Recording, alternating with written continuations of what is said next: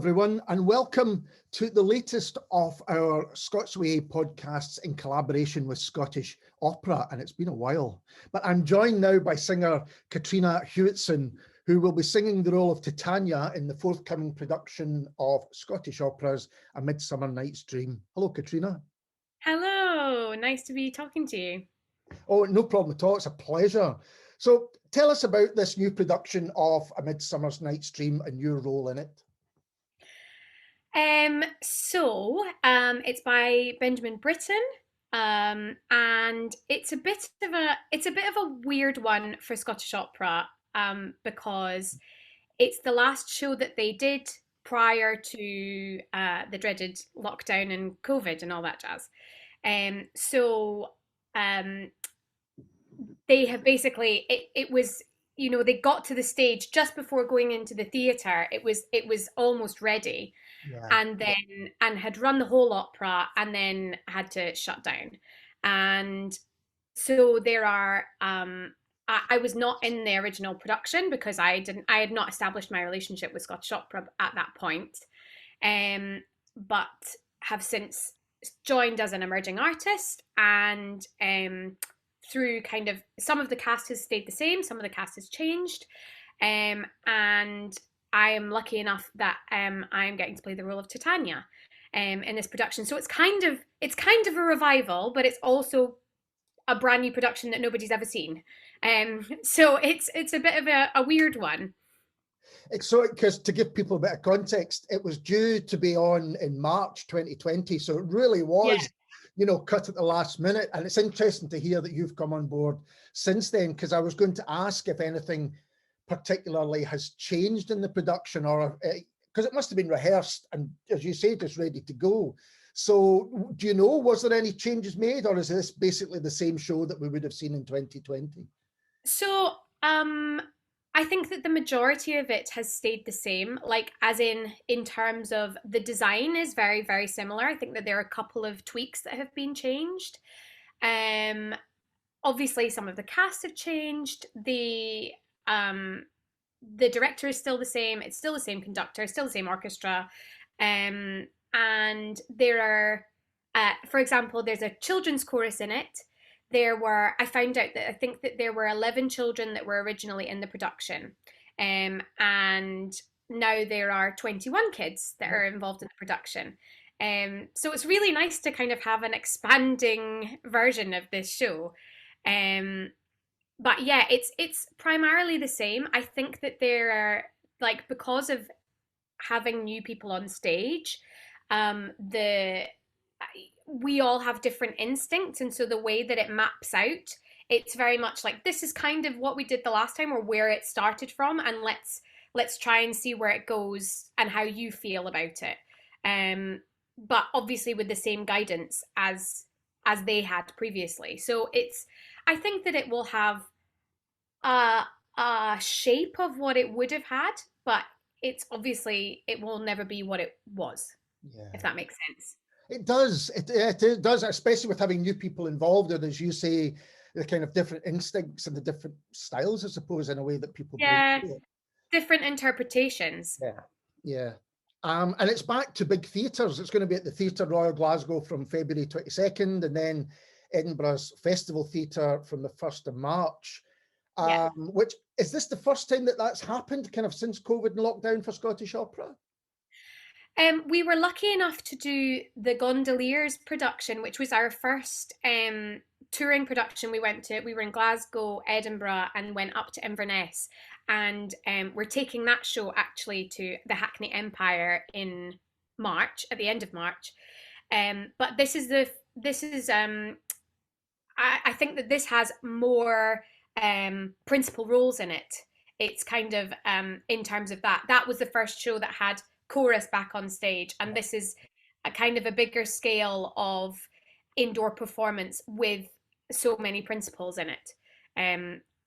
I would try and remember how many principals there are, but I would probably tell you the wrong number. I think it's 14, but I'm completely making that up. Plenty of people on stage. I think as well, what will be interesting will be audiences will have changed. I think audience, you know, I've been at Yes. a lot of Scottish opera things, and the audience are always great. But I think there'll be some energy with people coming back, not having been there. Because as you'll know, there are people who are, you know, members that go every single show, and just the Yeah. idea of getting back to see the big spectacle again will be brilliant. Yeah. Yes, totally. Actually, it's really different as a performer because I was lucky enough. I joined Scottish Opera in the September of 2020 and was one of the few opera singers in the UK that was kind of consistently working. We were putting out content, you know, working on new content constantly that went online. And so we've, you know, there are now a number of Scottish Opera on-screen productions, but actually Gondoliers was my first time doing opera on stage with a live audience. And it was, I cannot tell you the difference that it makes. It's wonderful that we have this new platform of on-screen shows, but as a performer, there's nothing like having a live audience laughing at certain bits, feeling the emotion at certain moments, and breathing with you. Like, it makes such a difference, and it was so incredibly emotional to have that happen. And this is like, it's such an incredible piece, like, because of being Shakespeare's words and Britain's music. I can't wait for audiences to see it. It's such an incredible um join of forces, and with Scottish Opera, and our director is incredible, Dominic, and Stuart is like, the collaboration that's going into it is really, really special. And yeah, I'm really, really excited for it. It's a kind of, it is a dream role to get to do with a professional company, with my national company. And yeah, it's really, it's going to be a brilliant. And it's also something people who are listening to this think, oh, I've never been to the opera, I'm not sure whether it's for me. This is a great one for them to make that connection, because it is a Absolutely. comedy in place. It's one of Shakespeare's comedies, so there are laughs to be had and farcical things going on. Totally. And it's a story that, you know, if you know the Shakespeare, you'll understand this completely. And, you know, we have this idea of opera being, you know, in funny languages and people not really acting and all this kind of stuff. And actually, it's it's Shakespeare. So you have to act and you have to make sense of the words and you have to get the text across. And actually, that's what Dominic's background is in theatre and in plays. And so that's really at the forefront of what we're trying to do. And actually, Britain understood that well enough that actually the character of Puck is a spoken role, is played by an actor. And so, you know, it is a very approachable opera for people to come and see. And this is one of the things that I've realized over the last few years as I've started to get into opera, is the acting involved. I think people think, oh, well, opera is people singing on stage, and of course that's involved. Yeah. But, Yeah. you know, there's some fantastic acting. It's part of the skill set as well. Definitely, definitely. And as you say, it is a comedy. We've got the mechanical characters are absolute comedy gold, and we have somebody who dresses up like a donkey halfway through the show. Like, it is comedy, and there's a whole play that's a play within a play that is supposed to be really awful. They're supposed to be really, really bad at this play within a play. So it can't, you've got men in drag and all this kind of stuff. You can't not laugh at that kind of thing.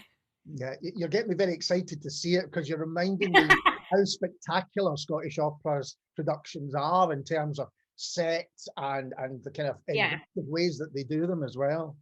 Yeah. And the other thing that's special about this production, of course, as well, is that it's got the fairies element of, so I don't think I'm giving too much away by saying it's got fairies in it. What do fairies have? There's a bit of there's magic in the air. So there might be some magic in the Scottish Opera production. I hope I'm not giving anything away, but Yeah. You're just giving enough away to keep us interested and wanting to come. Yeah. So you mentioned the kind of online. I was wanting to ask you about kind of lockdown for you, but also Yeah. for Scottish Opera as a whole, because they did seem to be a company who found different ways and inventive ways to keep going and keep creating throughout. Yeah. Um, as I say, I was incredibly lucky that I got the job at Scottish Opera as an emerging artist in the January of 2020. Found out I had the job that was starting in September, and um, and so moved. I was living in London and then moved up to Glasgow after that in September, and I kind of came up and was like, well, we're rehearsing. We did a project with the Lammermuir. That was the Lammermuir Festival, which was my first thing.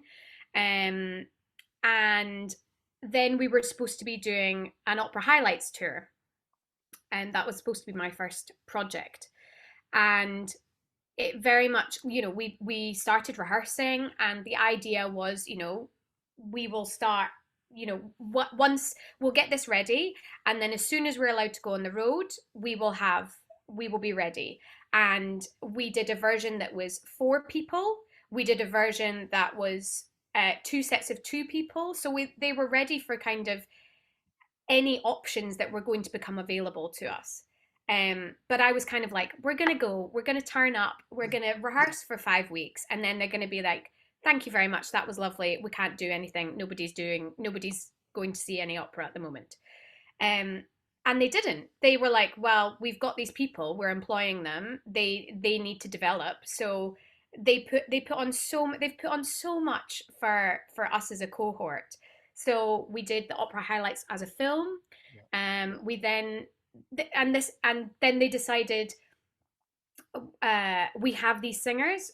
The majority of them fit within the scoring of Così. So we did a production of Così fan tutte, which is online. We then managed to actually get to do that in person in a kind of semi-staged version of that in the Lammermuir Festival the year after, and and in Perth as well. They did Hansel and Gretel, which I got to cover in. We then had another hiatus, but then they put on a production of The Elixir of Love, which again was based on the people that they had in the building, and kind of like it wasn't part of the plan of what I was offered as my kind of contract. Yeah. Was not to do Despina, was not to do Adina, was not to cover Nanetta, was potentially going to cover Gretel, but like these things all kind of changed within the year, and so I've had more opportunities than I would have had there not been a pandemic, actually. Yeah. So I very much appreciate that I am one of the lucky ones, because I have so many friends and colleagues that were not as lucky as me, and have only just within the past 6 months started doing performances again, and so I feel really lucky that actually this time has been incredibly fruitful for me, and I have really progressed. And I actually, from having video footage, I can see and I can hear the progression between shows. So yeah, so I have been really, really busy, and unexpectedly so. Yeah, I mean, it does strike me that out of nearly all, particularly the bigger arts companies at Scottish Opera, really were showing the way forward to try and find new ways to kind of get productions done. Yeah. And alongside that, they were doing Poppop Opera, which is the small scale tour that performs outdoors. They were doing that kind of as soon as possible as well. So that it's not just that we've been doing the stuff that goes online. People, they've still been out and about in the community, and we've also created an education project during this time as well, and that's just the things that I've been involved in. But there's still so much that's going on. Yeah. And you mentioned that you're an emerging artist for this year. So what does Yeah. that mean to you, and what does it entail? So being an emerging artist, especially being Scottish and a Scottish opera emerging artist is, I feel, incredibly like lucky. And it was kind of uh, being somebody that came to see Scottish opera performances Hmm. and now to be on stage as somebody doing professional roles and all this kind of stuff. It's a really special situation. It's a really special company, and yeah, so that's brilliant. And being an emerging artist, so an emerging artist is Scottish Opera's term for like a young artist program, like a kind of nurturing environment to kind of um give you the experience and kind of dip your toe in the water of what it's like to be doing small roles or larger roles or big covers, and understudying and kind of getting to see more in a more hands-on way what it's like to be in the profession and who you have, the kind of, making contacts as well, because it's not all internal people. They get external directors and conductors, so it's but all under kind of their guidance. So it's a very much a hands-on process, like the music team and all of the stage man, like they all know you, and so they're all kind of looking after you and really kind of take pride in you as well, and really want you to succeed and want you to kind of push yourself and kind of and develop with them, because they have a vested interest in that. Well, having spoken to many people in the company, when we've done the previous Yeah. podcasts, you do just get the sense that it's a really tight knit team, that everyone's Yeah. kind of, aware of what everyone else is doing, which Yeah. results in the final piece on stage. Yes, it is a real community and team effort, everything.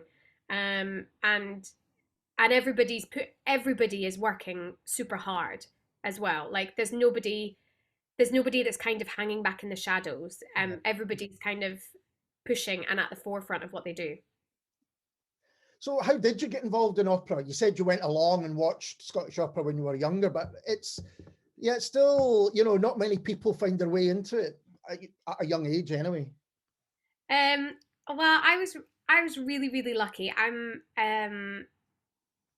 kind of I opera wasn't what I intended to do.